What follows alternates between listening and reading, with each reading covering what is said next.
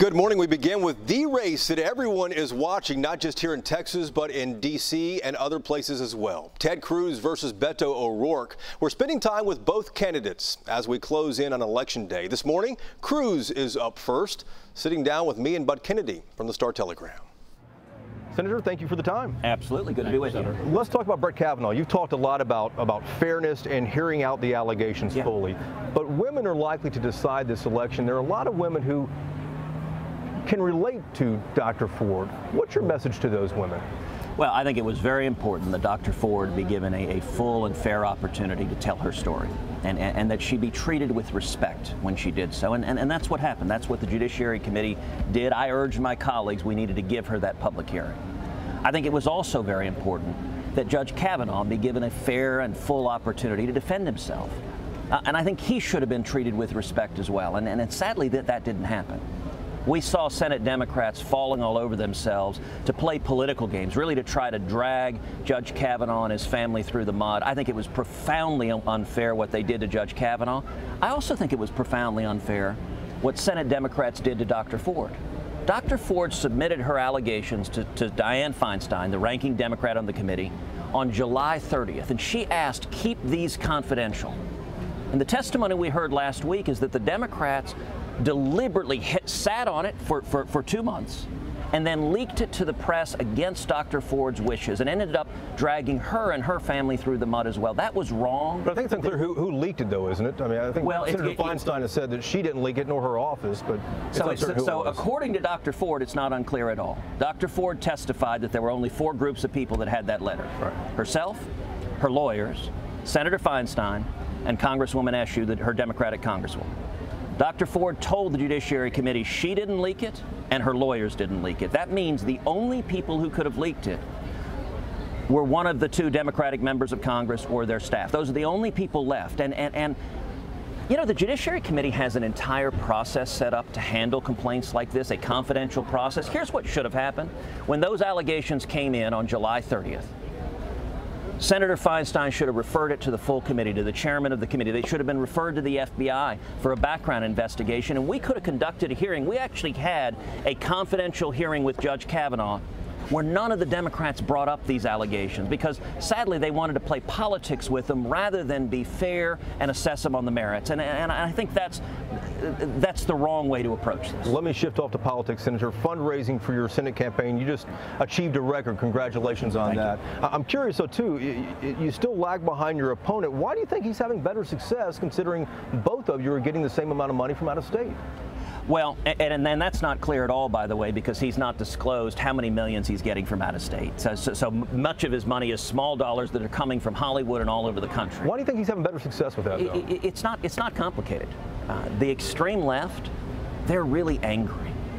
They're energized by rage and fury and hatred for President Trump. And so what we're seeing in this race is what we're seeing in Democratic races all over the country, which is Democrats are raising massive amounts of money. And, you know, typically in a general election in Texas, a Democrat at least pretends to go to the middle, at least pretends to be a moderate. Beto O'Rourke isn't doing that. He's running hard left like Elizabeth Warren and Bernie Sanders. So every time he takes a far left position, when he says he is, quote, open to abolishing ICE, that's a radical position, and he raises millions of dollars from across the country, from liberals across the country. When he says he wants to impeach Donald Trump, he's the only Democratic Senate nominee in the country to say that. Senator, let me he raises millions from across the country, but that's not Texas. Let me ask you about that. I mean, he has all this money. What's he doing with it? He hasn't run the typical ads attacking you. You know, you'd have to ask him what he's doing with it. He's spending it on a lot of things. One of the things that's been reported, I guess he spent about $4 million in yard signs. That explains why you see yard signs everywhere. $4 million buys a ton of yard signs. We don't have $4 million to spend on yard signs. But what we do have is enough money to ensure that this election focuses on issues and substance and record. That is how I've approached every campaign, is on issues and substance and what the people of Texas care about. I want to ask you, one of the things that you've criticized him for is talking about law enforcement as Jim Crow. But some of your supporters believe in criminal justice reform. They say it's needed.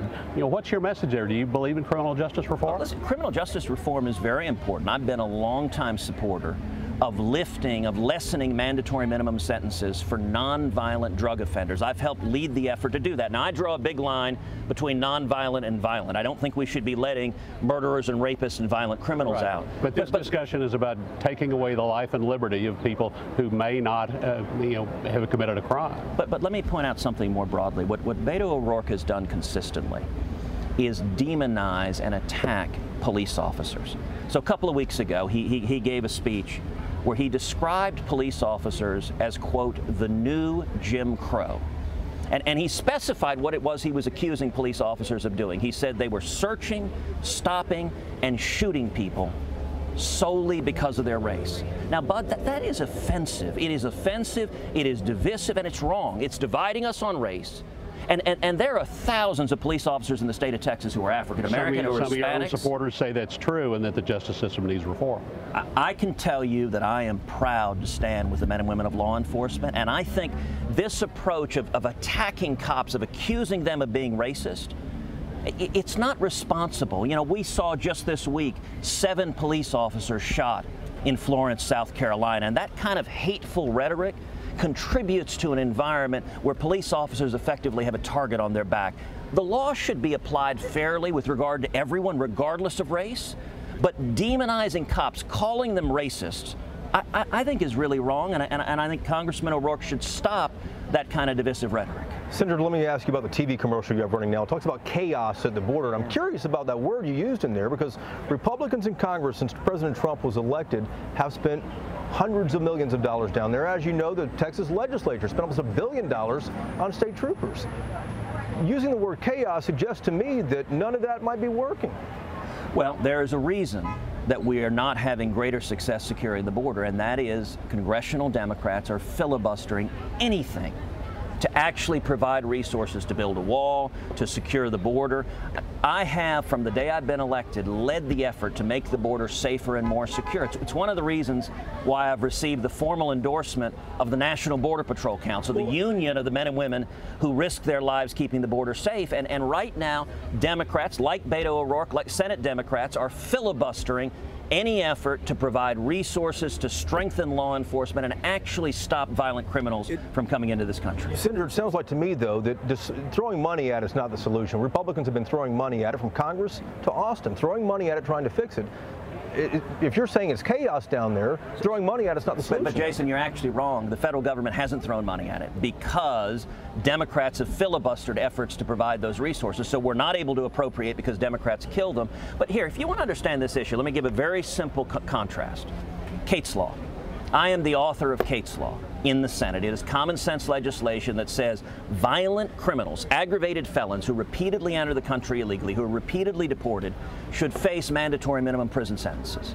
If Kate's Law had been on the books, Kate Steinle, beautiful young woman murdered by a repeat violent criminal, she'd still be alive. I'm the author of Kate's Law. Beto O'Rourke has voted against Kate's Law.